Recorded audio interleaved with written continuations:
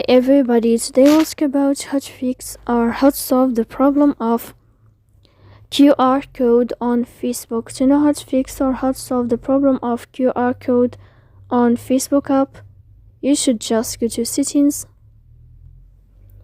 Here in this page, you'll enter two apps, default apps, app settings. Here in this list, you'll enter to the window of Facebook and you can click. Here in this page of app info, you can click on first stop and you can click OK. Here we'll enter to storage. Then you can click clear cache.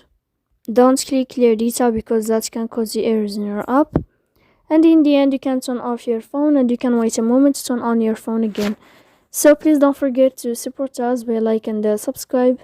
See you next time in another video. And thank you for your attention and your watching.